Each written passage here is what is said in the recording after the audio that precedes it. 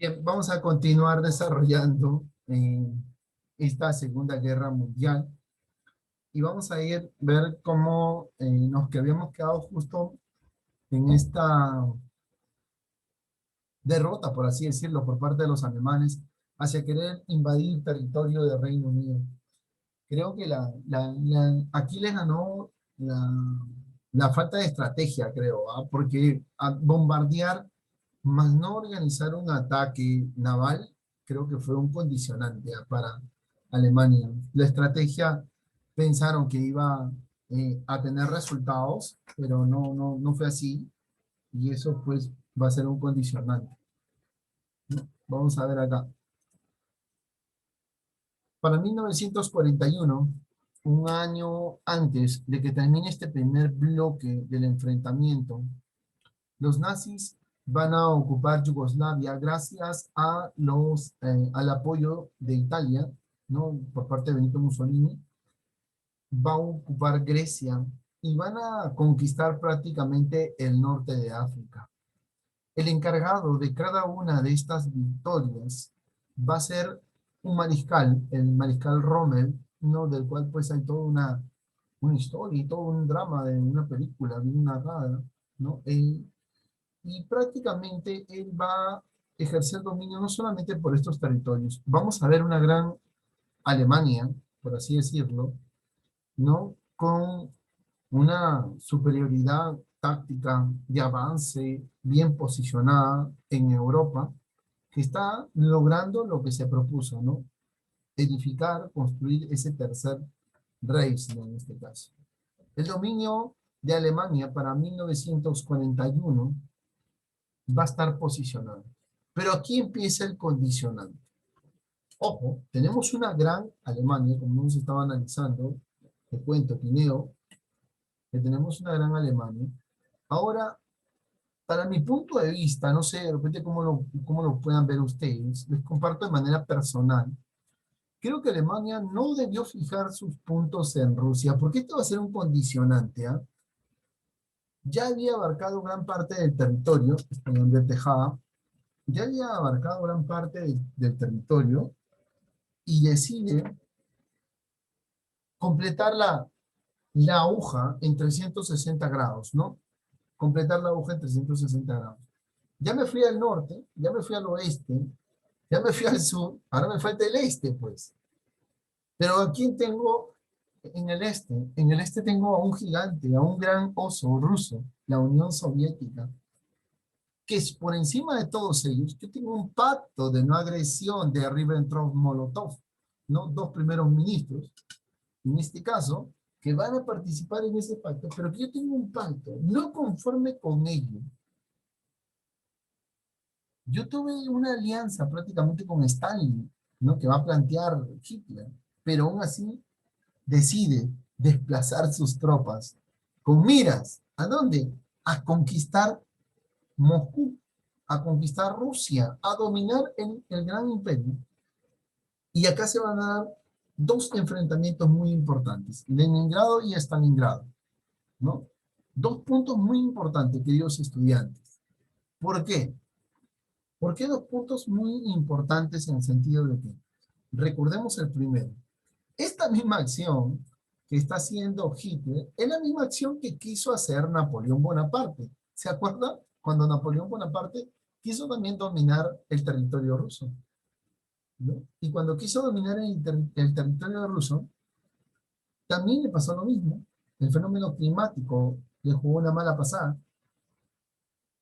No llega a dominar, a lo contrario, significa la caída de Napoleón Bonaparte. Y en este caso de Visoria también va a significar un hecho muy importante, el haber quizás querido condicionar estos territorios de Rusia. Por lo tanto, para 1942 ya tenemos la necesidad de querer invadir, como se dice, la Unión Soviética. Por todos lados, Alemania está fijando sus dominios, ¿no? Tiene la península de las Balcanes, tiene la península de Italia, porque Italia está apoyando a Alemania, tiene a Francia dividida, tiene bombarderos en Inglaterra, territorio de Noruega, el territorio de Polonia, el territorio de Yugoslavia, Entonces estamos viendo a una Alemania increíblemente posicionada en Europa, con aras a querer dominar ese corazón de Europa. Pero va a pasar un hecho importante en este mismo año 1941. La guerra va a empezar a subirse el volumen. ¿Por qué? Porque vamos a ver el accionar de Japón en este hecho histórico. Mientras que se está dando el desenlace, Estados Unidos tiene sus flotas en lo que es la isla de Hawái y tiene su flota naval, ojo, déjame decirles, posicionadas en este espacio. Ahora, ¿qué va a pasar en esta parte de la historia? Tenemos a Hawái y tenemos a Japón al otro lado. Cuando se estaba dando la Segunda Guerra Mundial, los Estados Unidos analizaban un evidente ataque y analizaban por dónde nos pueden atacar los alemanes y analizaban por dónde nos pueden atacar los japoneses, ¿no? ¿Por dónde? Trataban de analizar. Y una respuesta a su análisis, entre tantos ministros que analizaban, era de que Japón podía haber cruzado todo el Pacífico, un tramo largo, vía aérea, ¿no? Para este tiempo, ¿no? Cruzar todo el Pacífico para atacar y darle al corazón de los estadounidenses. Atacar una de sus flotas navales más importantes dentro de su foro militar. Algo que no creían sucedió. Se da el ataque de Pearl Harbor.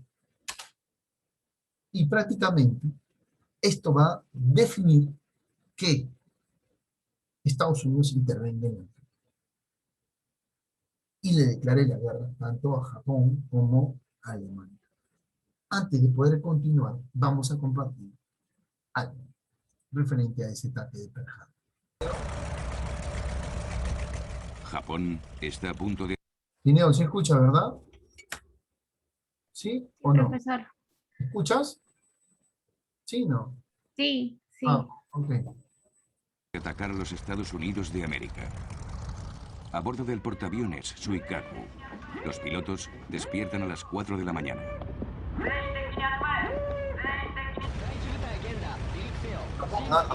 El capitán Mitsuo Fuchida los reúne para el tradicional brindis con sake por el emperador.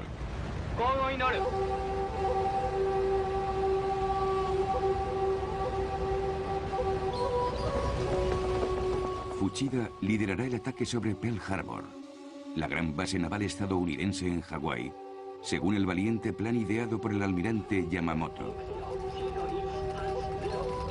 Yamamoto quiere asestar un golpe decisivo y eliminar ese obstáculo para la conquista japonesa del Pacífico.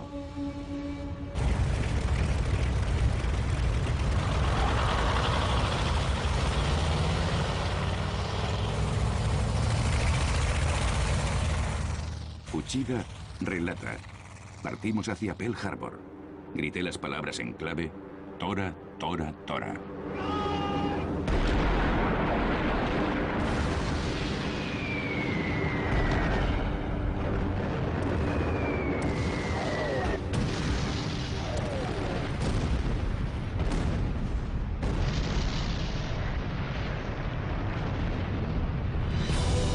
Apocalipsis. La Segunda Guerra Mundial. El punto de inflexión.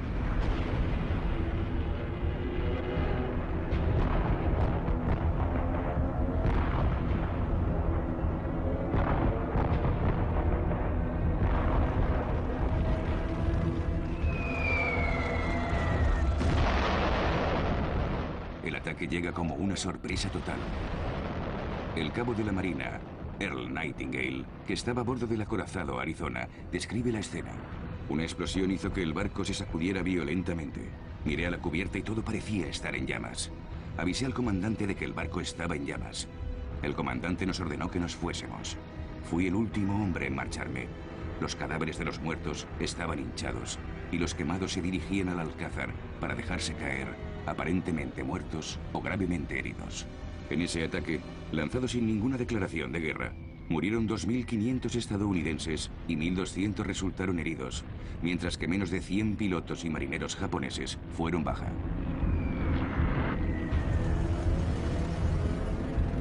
Estas imágenes serían una conmoción para los estadounidenses, que ya no se opondrían a la entrada de su país en la guerra.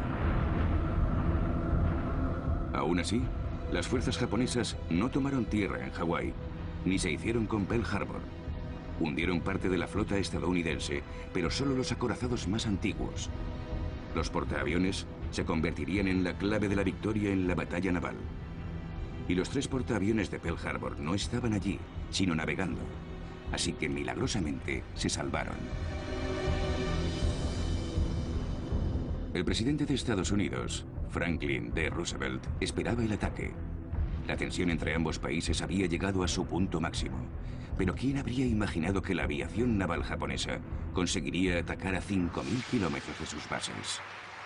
Al día siguiente, Roosevelt se presentó ante el Congreso. Ayer, 7 de diciembre de 1941, una fecha que vivirá en la infamia, los Estados Unidos de América fueron repentina y deliberadamente atacados. No importa lo que tardemos en superar esta invasión premeditada, los estadounidenses, con nuestro poder, conseguiremos la victoria absoluta. El 7 de diciembre de 1941, el japonés trabajaba como mecánico para el ejército nipón, cuando este atacó por sorpresa la flota estadounidense de Pearl Harbor en Hawái. Takimoto armaba los aviones con bombas y llenaba los tanques de combustible. El día de la ofensiva, el técnico permaneció en el portaaviones Hiryu, desde donde vio despegar las aeronaves. Cuando recibíamos una orden, nos comprometíamos a ella en cuerpo y alma, porque estábamos en guerra. No teníamos tiempo para vacilar o pensar en otra cosa. Takimoto recuerda cómo fue celebrado Pearl Harbor en su país. Cuando regresé a Japón, al final de diciembre, hubo una fiesta de bienvenida, muchas banderas. Frente a esta conmoción, realmente me preguntaba si un pequeño país como el nuestro, sin recursos, podría hacer algo contra un enemigo tan poderoso. Pero la victoria cambió de bando. 3 años antes de los ataques nucleares sobre Hiroshima y Nagasaki, los estadounidenses derrotaron a los japoneses en la batalla de Midway, donde se incendió el portaaviones Hiryu y 1 millar de hombres murieron. Takimoto se salvó junto a otros 500 compañeros en medio de un escenario que describe como un infierno.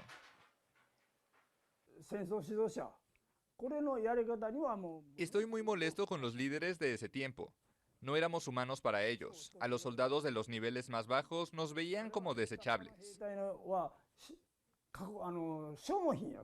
Tras la rendición japonesa, Takimoto trabajó como agente inmobiliario y se convirtió en crítico de la guerra y sus promotores. A fines de diciembre, el primer ministro Shinzo Abe se convertirá en el primer jefe de gobierno japonés en visitar Pearl Harbor a 75 años de la ofensiva. Pero Takimoto no se hace ilusiones sobre la presencia del mandatario en el lugar del ataque. Asegura que si va es para aumentar su popularidad.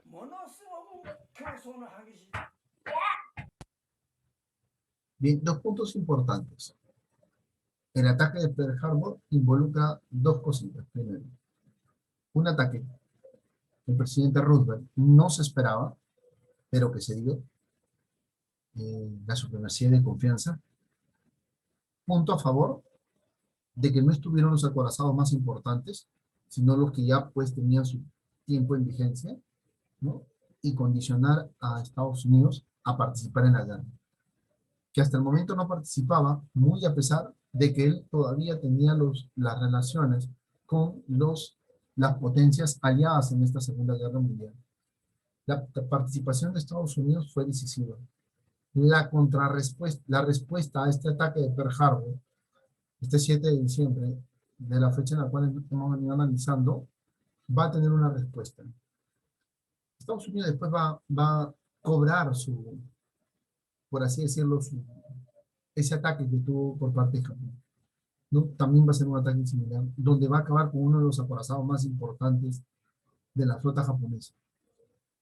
Vamos a continuar analizando a los estudiantes, pero así interviene. Esta es la situación, la causa, el motivo. ¿Por qué el motivo Estados Unidos se inserta en la guerra? Porque tenemos al bando japonés que pertenece a las potencias del eje y a Estados Unidos que prácticamente inclina la balanza a las potencias de los aliados, declarándole la guerra pues a todos los que estuvieron involucrados en este espacio.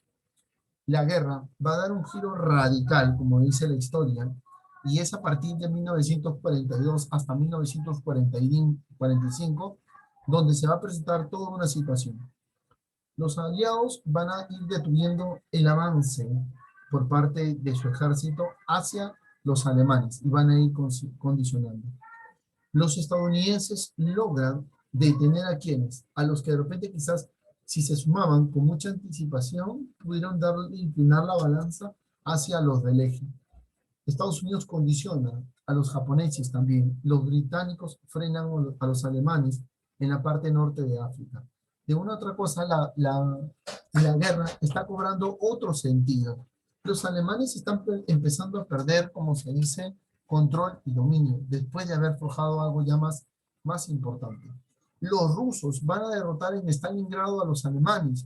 Por lo tanto, en todos los flancos, Alemania está sintiendo el peso de la derrota. Parece que sí, parece que sí.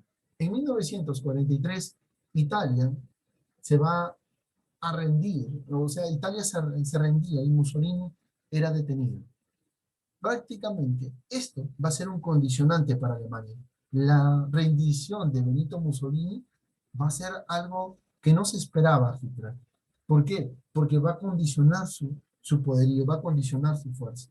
Por otro lado, los rusos obligaron a los alemanes a retirarse de la parte oeste de Polonia. Estamos viendo de que si bien es cierto, la guerra empezó de manera relámpago, así como empezó de manera relámpago, el deceso de la guerra, o sea, el fin de la guerra, también está siendo igual, con pérdidas, con caídas y con derrotas. La fase decisiva de la guerra va a ser en el mes de junio de 1944, cuando los aliados desembarcaron en Normandía, considerado este día el día D. Los aliados, conjuntamente con muchas tropas estadounidenses, británicos, canadienses, prácticamente van a desembarcar en Normandía y prácticamente las horas las tenía contada Alemania. Alemania prácticamente va a estar condicionado. Un desembarco donde ya todos los países prácticamente empezaron a generar dominio. Por lo tanto, los soviéticos van a avanzar en dirección a Alemania. Alemania está sintiendo la sombra tanto de los rusos, de los países aliados, las potencias aliadas, sobre su territorio. Por lo tanto, Alemania va a ir condicionando el territorio en Berlín y prácticamente Hitler va a huir. Eso quiere decir que el condicionante para el mes de mayo, los últimos vestigios, ¿no?, van a estar en lo que prácticamente retrocedió Hitler hasta llegar a su máxima posición, ¿no?, donde él se va a esconder en uno de los búnkers y ya no tener dominio y no ejercer dominio en Alemania, prácticamente va a condicionar la balanza de la guerra a este capítulo de la historia.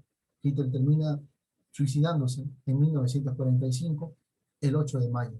Y prácticamente esto va a significar la rendición también de Alemania. Y prácticamente pone fin, entre comillas, al capítulo de la historia de la Segunda Guerra Mundial. Japón va a continuar luchando de manera solitaria en el Pacífico, resistiéndose a los bombardeos estadounidenses, hasta llegar un momento, como les dije, un punto importante. Se va a dar un ataque que va a condicionar que a pesar de que se da estos ataques, Japón va a continuar. Pero esta parte de la historia universal, nos vamos a quedar pues conmovidos con esta situación. Estados Unidos hace un ataque a dos ciudades importantes, Hiroshima y Nagasaki, y marca un capítulo de la guerra. Con estas dos bombas, con estos dos ataques, condiciona, ¿no?, para la guerra prácticamente el final. La conferencia de paz durante este conflicto, los tres principales aliados, Estados Unidos, la Unión Soviética, Reino Unido, celebraron las diversas conferencias de paz para coordinar sus esfuerzos y organizar el mundo de la posguerra. Prácticamente se condicionó esta situación en marco del siglo XX y ponen fin a la Segunda Guerra Mundial. Un capítulo muy importante de la guerra va a ser el ataque, ¿no?, a estas dos ciudades de Hiroshima y Nagasaki, que pone fin a todo tipo de enfrentamientos que se van a presentar. El camino a la paz van a darse por la conferencia de Yalta y San Francisco, la conferencia de Potsdam y la conferencia de Teherán, que van a traer consigo, ¿no?, una de las más acuerdos importantes. Durante la conferencia de Teherán en noviembre de 1943 se va a acordar y se va a abrir el Frente Europeo Occidental mediante un desembarco en Francia. El desembarco que también va a originar, pues, que se condicione. La de Yalta, que se va a dar durante también la conferencia de San Francisco, es aquí donde se va a organizar aquello que se conoce como las Naciones Unidas. Esto va a ser próximo al mes de diciembre, durante el periodo que se va a consolidar para 1946 también, que va a lanzar uno de sus objetivos con la finalidad de no agresión, de que si es que se suscita una guerra similar, surja y se dé el accionar de las Naciones Unidas. El objetivo de esta organización de las Naciones Unidas va a ser mantener la paz y la seguridad internacional mediante una resolución pacífica de los conflictos. Esta se promulga 3 años después de finalizada la guerra, para 1948, con la Declaración Universal de los Derechos Humanos. En la conferencia de Potsdam va a significar la delimitación de los espacios que van a marcar las potencias vencedoras en el marco del territorio alemán. Prácticamente este va a estar dividido, Alemania, en 4 zonas ocupadas militarmente. O sea, quiere decir que los únicos habitantes por parte de los vencedores o las potencias vencedoras va a ser militarmente. Soldados van a estar desplazados en estos territorios. ¿Quiénes van a ser los que van a ocupar? ¿No? Los británicos, Francia, estadounidenses y rusos. La ocupación militar se va a determinar, ¿no?, en espacios, y sobre todo, una vez ocupados los territorios, se va a llevar a un proceso a todos los líderes nazis en este caso. Este periodo es conocido como el proceso de Nuremberg. El juicio de Nuremberg se acusó a los principales líderes nazis por haber cometido crímenes contra la humanidad. Un punto importante es que el mapa de Europa para este tiempo va a estar condicionado después de la guerra. Prácticamente Europa va a cambiar y va a surgir un nuevo mapa político después de la Segunda Guerra Mundial. Para conocer y saber un poquito más acerca de las consecuencias, tanto en los aspectos políticos, sociales, demográficos e internacionales, vamos a dejar el pendiente para poder organizar en la siguiente sesión las consecuencias de la guerra y prácticamente los resultados después de la segunda. Preguntas hasta el momento, queridos estudiantes. No habiendo preguntas, no habiendo interrogantes, informarles que se estará subiendo pertinentemente lo que es la actividad a realizar, ¿no?, para que ustedes tengan un tiempo de presentar de aquí hasta la fecha, teniendo en cuenta que el día de hoy se ha vencido una actividad, ¿no? Automáticamente también se empieza con el control y el registro, habiendo también en la primera clase, en el primer bloque, la resolución de la misma. La siguiente semana prácticamente vamos a hablar netamente de las consecuencias y les aviso, vamos a tener una práctica en vivo, ¿no?, avisando siempre para los que no asistieron también, una práctica en vivo de netamente de la Segunda Guerra Mundial, al término de la explicación de las consecuencias de la guerra y de cuál va a ser el desenlace que se va a dar después de la Segunda Guerra Mundial. ¿Está bien? Avisado ello para que ustedes lo tengan en cuenta. No habiendo preguntas, no habiendo interrogantes que contestar y que responder, vamos a cerrar la sesión con un pulgar arriba. ¿Sí? Ok, muchachos.